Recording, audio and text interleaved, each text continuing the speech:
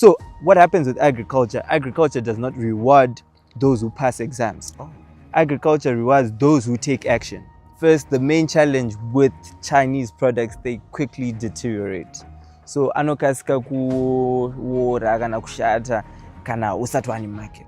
My guy, if there is one thing that you can change in Zimbabwe, what would it be?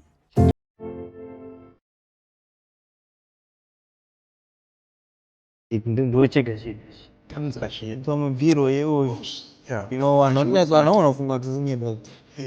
a 21-year-old man is making money in Zimbabwe by selling Chinese vegetables. Now, how does he do it? Where does he get the seeds? And how much is this money that we are talking about? Guys, we are talking about at least 1,000 US dollars per week as soon as he start harvesting. Now, a lot of you guys are saying that hakuna mabasa kunsoko. Well, this story might change the way that you are thinking. Guys, what I do in Nini Sahamu is I walk around looking for people who are doing projects, entrepreneurs, people who have failed in certain businesses. If you have a story to tell, guys, ndibate phone number dzangu ndo yaikoko togara pasi totaura. Hapana kana expense yako yauri kubuditsa. Call me so that I can come through wherever you are. I will get there. Do not forget to subscribe, like, and share these videos. Enjoy. When you hear farming, what do you think of as a young person? Well, personally, me, I just imagine a poor man with a hoe and a lot of kids going into the field and start doing their thing. But today, as a young man, I visited another young man who is making it in farming, but his farming is kind of different. My brother, what's up? Hi, I'm all right, thanks. And you? It's finally good to be here. Yeah, it's good to see you, man. So, first of all, do you mind if you introduce yourself?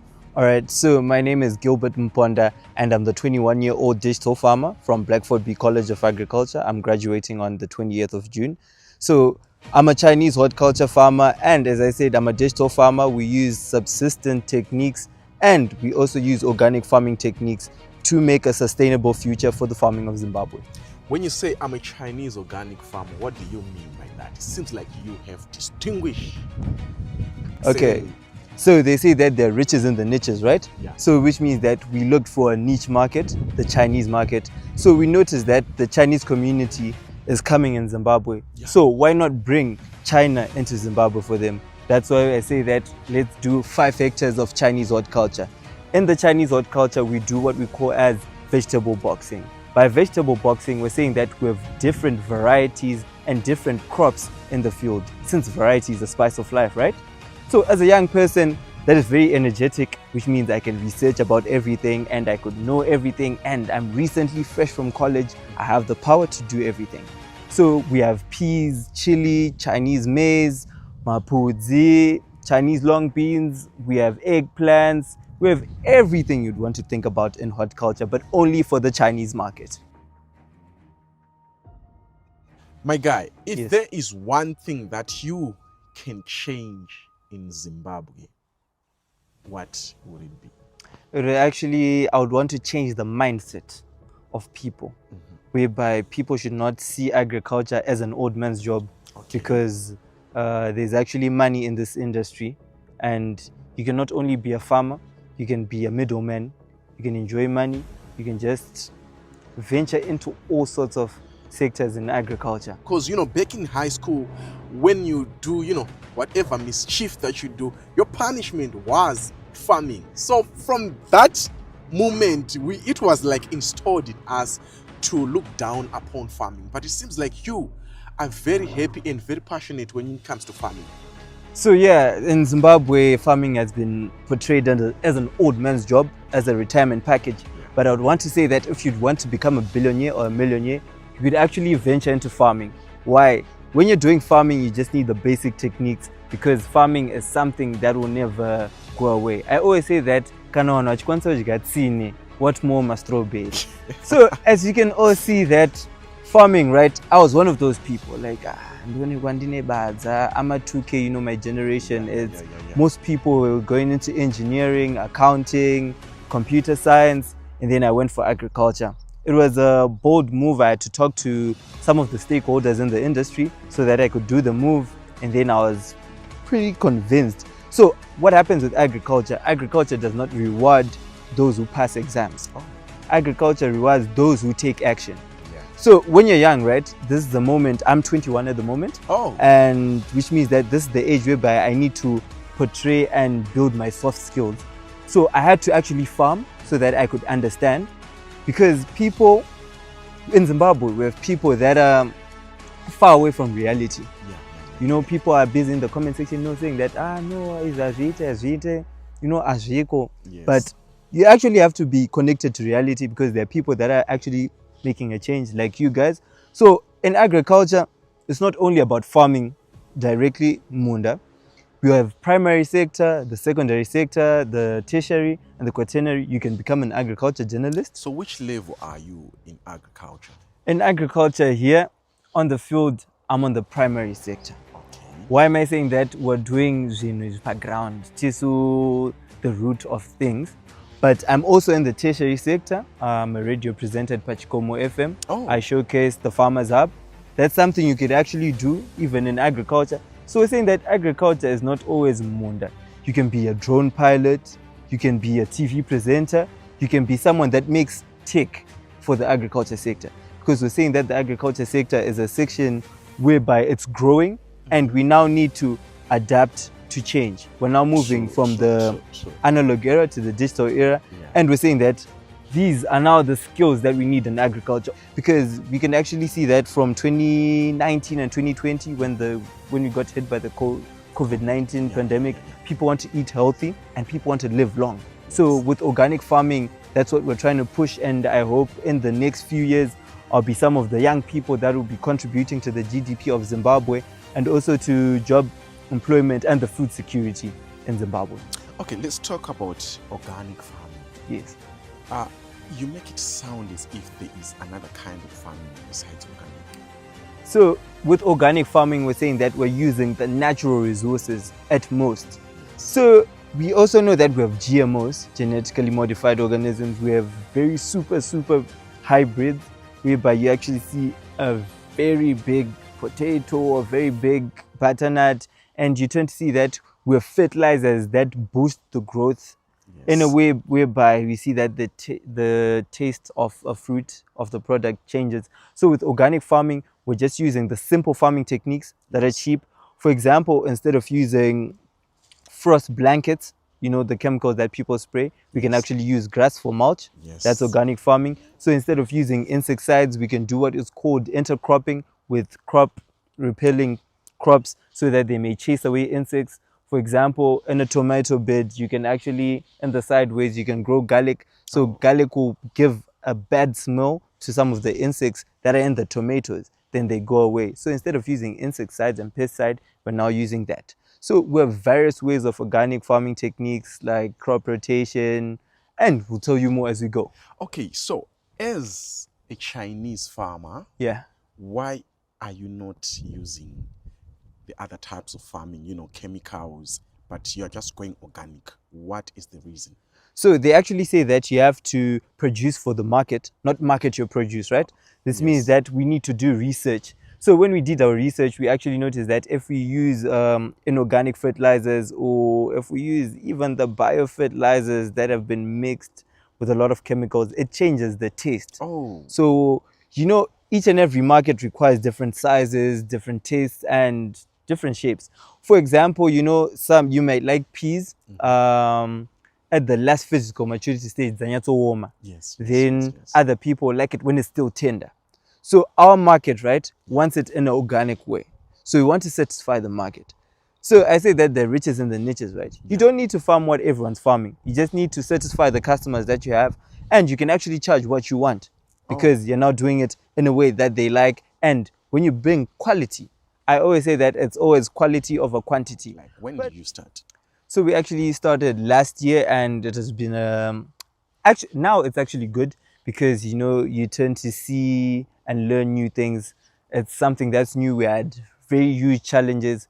At first, the main challenge with Chinese products, they quickly deteriorate. So anokasika kuora kana kushata kana usati wani market. So you cannot start kumarima wozoti andozotsvaga market, unlike the usual crops that we have in Zimbabwe. So you actually have to have a market before, because you actually know the date when pazvirikuiva. That was the first challenge. Then the second challenge is technical know-how. So in as much as I'm a person that went to Blackford College of Agriculture and didn't do many, people expect me to know everything. But at times I could actually see that no, is in here. So that's when we had to interact with the Chinese guys. Had to look for a translator, pay the translator. Then you get to tell them, they tell you the problems that you're facing. Tumbotesa by YouTube, and in as much as YouTube, as a YouTube graduate, you'll be looking at stuff on it as soon as you background. And then we actually see that it was high risk. So these are some of the challenges that we faced. And people wanotanga kutaura. Vanota manzwira kuti vangabvise kovho name vakuita zvemachina.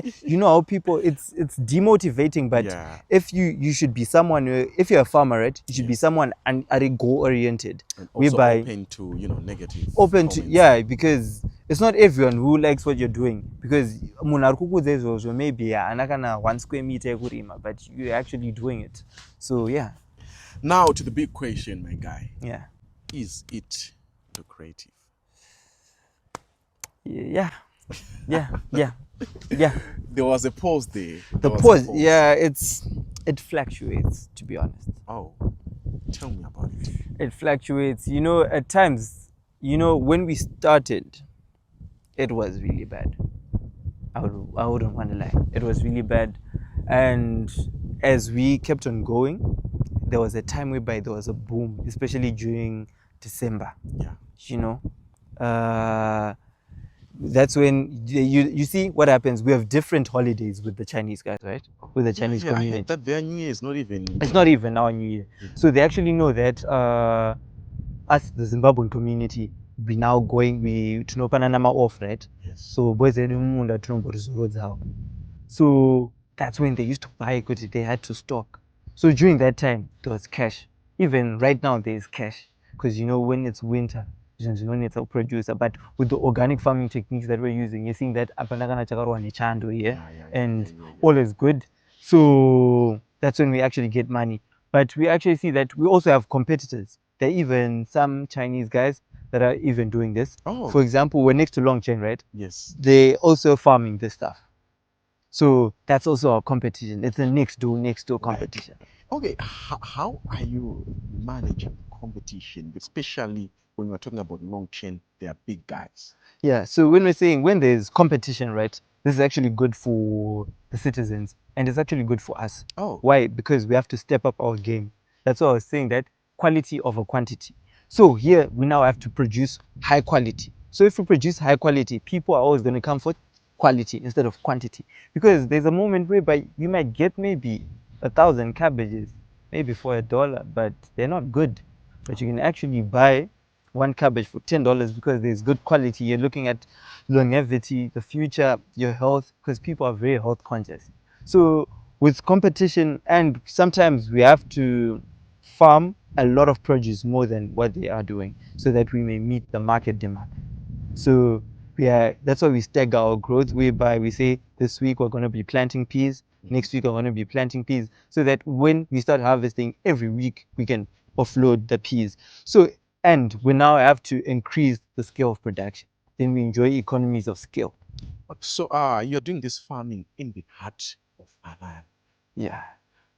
Are the locals supporting? Are they like going for Chinese? So at the moment, as an urban farmer, right, the product is only being bought with what we may call masalan. Those people who are living in the low density area. Those are the people that are open. Because in the society we have chronicists and laggards, people that are resistant to change and people that are slow to change. Okay, so you're saying, Kuti, Zimbabwe don't like change.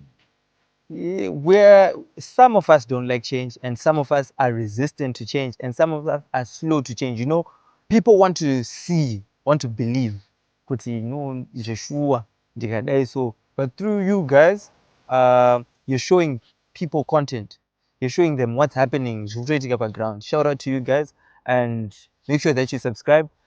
You're showing people that with this stage, with this food, with this product, it helps with this. So you're broadening the insights of people. That's why you guys are really good in the agriculture sector.